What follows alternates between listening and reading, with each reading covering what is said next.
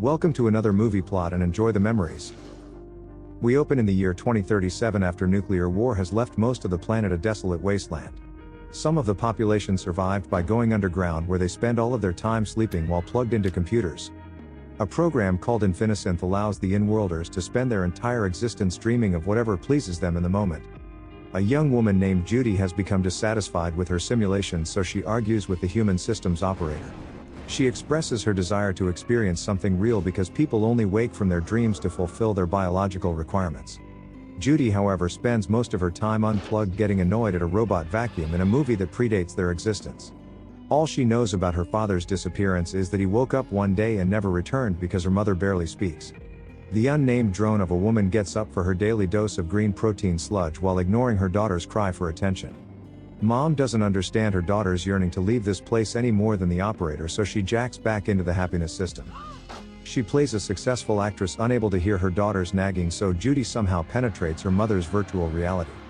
Thinking that pushing her off the stage will shock her awake, the OS pulls her from the dream and is like, how the hell did you do that? Judy's the first person who ever cross-streams with another's dream, but is told that this infraction won't go unpunished.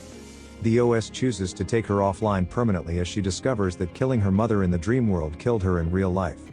Suddenly Judy gets stuffed into a bag, her access card burned and dumped on the radioactive surface in a place called the Death Zone. There are crucified in-worlders erected all over the desert, and Judy wonders if one of them might be her missing father.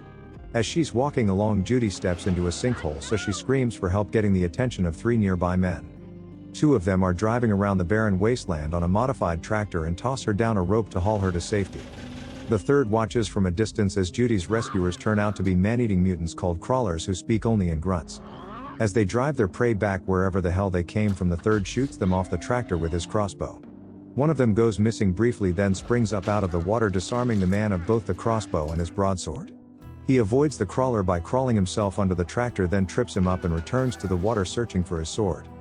Locating it in the icy slush, Judy's savior kills the last of her kidnappers, so she thanks him by cutting herself free and running away. The last normal person living on Earth runs her down, and Stover says that she better cover up or the ultraviolet rays will kill her. He blows up the crawler's tractor, then brings Judy back to his hut where Stover has been surviving off small rodents all by himself. Upon noticing Judy's port while washing off the radiation, he blames her people for ending the world, but she's like, what the hell are you talking about?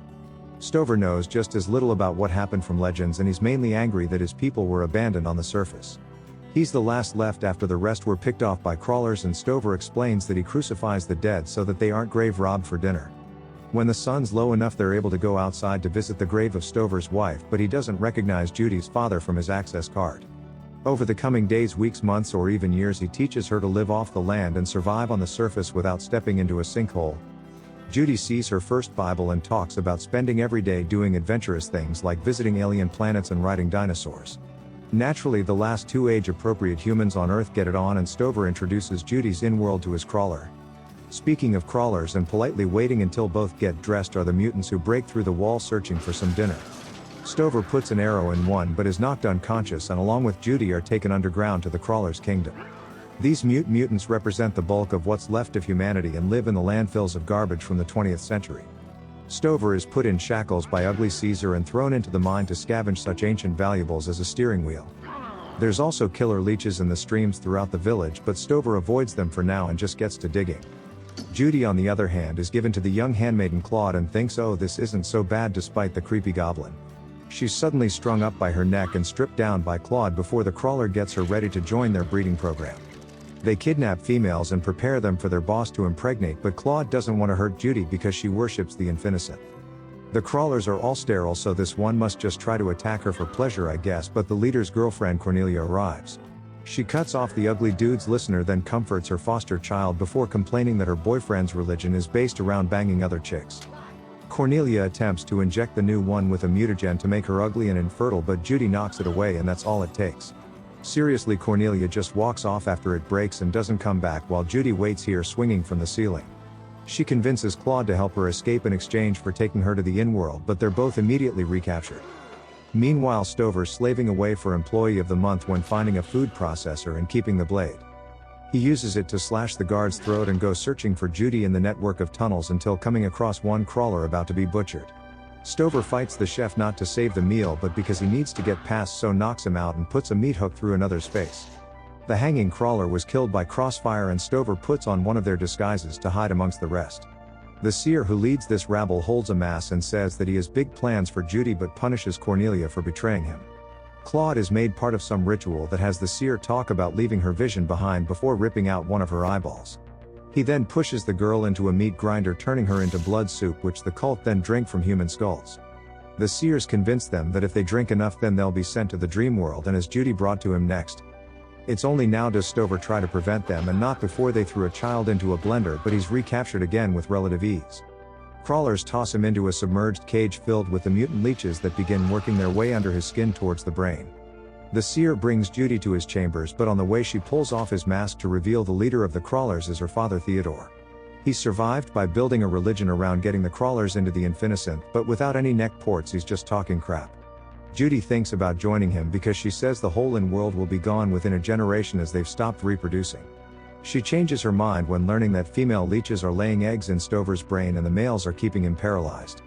She really gets concerned when Ted reveals his plan to conquer the crawlers with eugenics by breeding with his own daughter. Judy runs away as one would hope into Claude's preparation room, where she hears strange noises coming from the back room. The seer has a pregnant woman bound with multiple mutant babies lying around the room of varying degrees of success. Ted says, "Now you understand why I must bang my own daughter to have a mutant king offspring," but Judy still can't see his vision. She fights him off while Cornelia comes from behind and stabs Ted in the back with her infectious syringe, allowing Judy to flee. Now both these troglodytes are infertile, so Ted impales Corny on a meat hook and pushes her aside to eat later. Judy releases Stover from his prison and begins plucking off the leeches, but before he wakes up she's recaptured. Ted's over her crap, so convenes another ceremony where he plans to just toss Judy into the meat grinder like anybody else. He tries to gouge her eyeball out at first like Claude, but Judy's 7 push-ups a day allows her to resist his strength. Ted just throws her into the machine, but Judy's sleeve gets caught on the sharp edge designed for cutting your grip. Stover enters with a machete, killing one crawler while the rest just stand around letting him fight their leader like the least loyal bunch of cultists. Judy crawls her own way out of the machine, which is lucky because Stover punches her father onto the conveyor belt. He glances over at his daughter before being turned into a red smoothie that the devoted crawlers drink like any other day. Stover has become infected by a leech and proclaims Judy as the new seer by putting on her father's mask and feeding her his blood. She runs away, of course, while Stover chases her, trying to convince her to stay and accept the new open leadership position. They emerge through a sinkhole onto the surface, but leeches must slow Stover down because he could previously catch Judy while dressed like a mammoth. He collapses to the ground in pain, so Judy returns to help, but he suddenly vomits up leeches and blood, then my guess would be dies. It gets trippy when he resurrects, then appears on a crucifix asking her to plug in because Judy is still standing in the infiniscent. She realizes that she never left the in-world and it was all just a simulated test to become the new system operator. The current one is actually her father, who never left them and wants Judy to take over his role as the controller of everyone's dreams. She hugs the less creepy version of her father, who says that he can't keep doing this and leaves her feeling like she has a purpose. As she puts herself in the chair, Judy wakes up again beside her still living mother, leaving us wondering if that was even real. And the movie ends.